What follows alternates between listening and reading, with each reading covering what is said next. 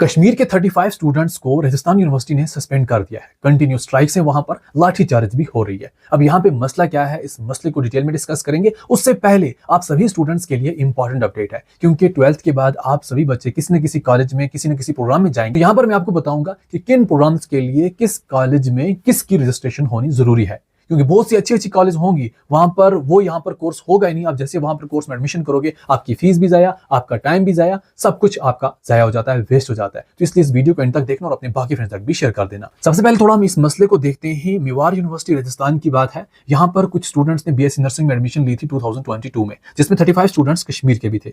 अब बाद में बच्चों को पता चला बीएससी नर्सिंग तो हम कर रहे हैं, बट यहाँ पर ये इंस्टीट्यूट जो है इंडियन नर्सिंग काउंसिल के साथ तो रजिस्टर ही नहीं है, क्योंकि अगर इंडियन नर्सिंग काउंसिल के साथ रजिस्टर नहीं होगा तो यहाँ पर बीएससी नर्सिंग का कोई बेनिफिट ही नहीं है। फिर उसके बाद स्टूडेंट्स ने कई बार एडमिनिस्ट्रेशन को बोला, कोई भी यहाँ पर रिस्पांस नहीं मिला। तो 2022 से लेकर अब तक यहाँ पर उस इंस्टीट्यूट को रजिस्ट्रेशन नहीं मिली। अब बीएससी नर्सिंग 4 ईयर की होती है, लास्ट ईयर चल रहा है, तो अब स्टूडेंट्स के पास कोई ऑप्शन बचा नहीं। तो उन्होंने जब स्ट्राइक की, तो जैसी स्ट्राइक की तो इन बच्चों को सस्पेंड कर दिया, लाठीचार्ज हुई। सभी बच्चों के कैरियर की बात है, तो यहाँ पर हम अपने सीएम से भी रिक्वेस्ट करते हैं कि इन बच्चों का थोड़ा बहुत ध्यान रखा जाए, ताकि इनके कैरियर पर कोई आंच ना आए। बाकी अगर हम बात करते हैं, अगर आप कहीं भी एडमिशन लोगे तो कौन से कोर्सेज के लिए उस इंस्टीट्यूट में कौन सी रजिस्ट्रेशन होनी चाहिए।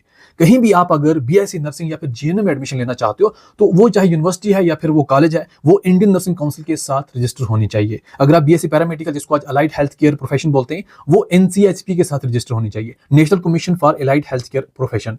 एंड अगर आप B pharmacy and D pharmacy करना चाहते हैं, तो वो PCI, pharmacy council of India के साथ रजिस्टर होनी चाहिए। ऐसे अगर आप बीएलएलबी और एलएलबी करना चाहते हैं, तो वो institute BCI, mean bar council of India के साथ रजिस्टर होना चाहिए। और ऐसे अगर आप बीएड करना चाहते हैं, तो वो इंस्टीट्यूट एनसीटीई के साथ रजिस्टर होना चाहिए, national council for teacher education. अगर आप एमबीबीएस करना चाहते हैं, तो वो इंस्टीट्यूट एनएमसी के साथ रजिस्टर होना चाहिए, नेशनल मेडिकल कमीशन। और अगर आप यूजी ऑनर्स वगैरह करना चाहते हो, तो वो इंस्टीट्यूट यूजीसी के साथ रजिस्टर होना चाहिए। और भी कुछ प्रोग्राम्स हैं, अलग से हम डिटेल में डिस्कस करेंगे। फिलहाल थोड़ी बहुत आपको इन्फॉर्मेशन मिल जानी चाहिए कि इन चीजों का आपने भी ध्यान रखना है। और इस वीडियो को बाकी फ्रेंड्स तक भी शेयर कर देना, ताकि सब तक ये इन्फॉर्मेशन पहुंच सके।